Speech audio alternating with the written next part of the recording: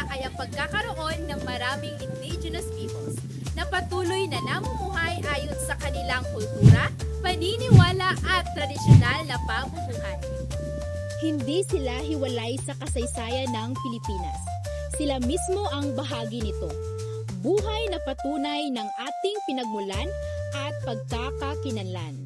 Sa Bohol, makikilala natin ang tatlong komunidad, ang Bajau, ang Ate at ang Iskaya. Ang kanilang buhay ay hindi madali. May kanya-kanyang hamon sa kabuhayan, kalikasan at pagkikilala sa kanilang identidad. Ngunit sa kabila nito, patuloy silang lumalaban upang mapanatili kung sino sila.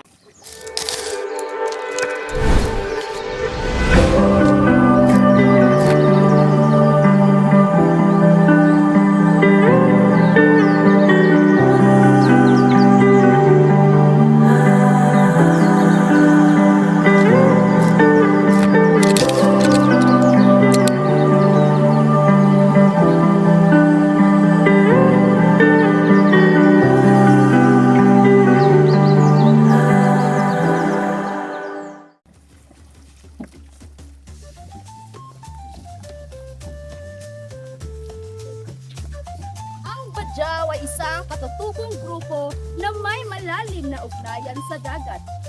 Sa mga baybaying lugar ng Pilipinas, kabilang ang Bohol, ang kanilang kabuhayan ay nakasentro sa pangingisda. Ang dagat ang kanilang pinagmumulan ng pagkain at kita, ngunit ang dagat ay hindi palaging nagbibigay. Kaya ang kanilang buhay ay puno ng pag-asa, ngunit may kasamang kawalan ng kasiguraduhan. Gamaya sa among buha, oy. Unsaon man ni karon? Sa may para sa pagkaon o sa pang-adlaw-adlaw. Dahil ano masayo ito ha? Ang dagat dili permi mo hatag usa na utay wala. Kung ingon ani na lang pirmi. Unsa na lang ang atong panginabuhi? Pag-unsa na lang ang atong anak? Sa bawat paglayag, dala nila ang pag-asa para sa kanilang pamilya. Pero kasabay nito, ang pangamba kung may sapat ba silang maiuuwi. Ang pangingisda ang pangunahing kabuhayan ng mga Bajau. Ang kanilang buhay ay nakasalalay sa kalagayan ng dagat at panahon. Ang pag-alaga sa karagatan ng Pilipinas ay direktang nagpuprotekta sa kanilang kabuhayan at kinabukasan.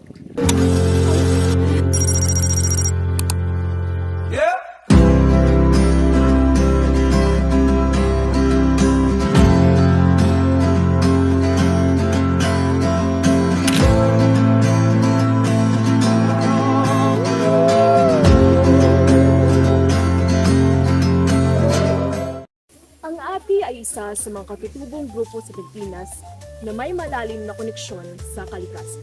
Sa Bohol, ang kanilang pamumuhay ay nakasentro sa komunidad, tradisyon at malapit na ugnayan sa kapaligiran. Ang kanilang araw-araw na buhay ay simple, ngunit puno ng kahulugan, nakabatay sa pagkikipagkapwa, pamilya at pamana ng mga ninuno.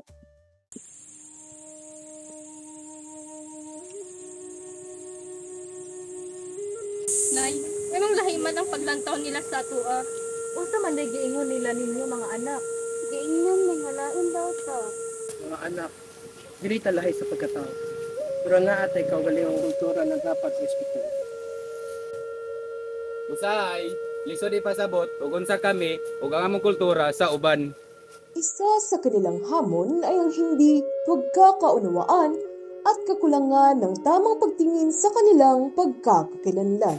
Ang kanilang pamumuhay ay nakaugat sa kalikasan at komunidad, kung saan ang kanilang tradisyon ay patuloy na ipinapasa sa bawat henerasyon.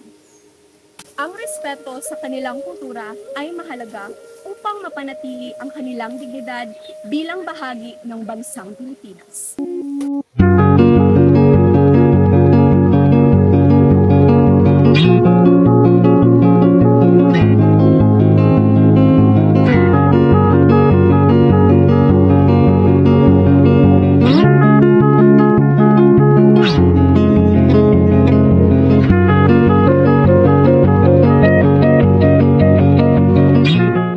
Ang Iskaya ay isang katutubong kilala sa kanilang natatanging sistema ng pagsulat at wika. Sa kabila ng modernong panahon, patuloy nilang pinangangalagaan ang kanilang kultura at kaalaman sa pamamagitan ng pagturo sa kabataan. Marami sa kanila ay nakatira sa mga lugar na umaasa rin sa pagsasaka bilang pangunahing kabuhayan. Nak, hinahinay lang kay init kayong adlaw karon. Ay, ngano mo sahay gamay raman tag-ani. Gamay ra kitag ani karon anak dahil panagsara kaayo mo ulan ug init kaayo. Maong uga kayo ang atong yuta. Mao na anak ko gamay ra tag-ani wala tay pagkaon ko gasto. Nay!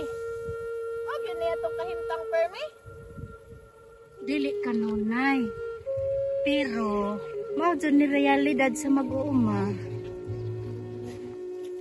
Sa pagsasaka, nakasalalay ang kanilang kabuhayan.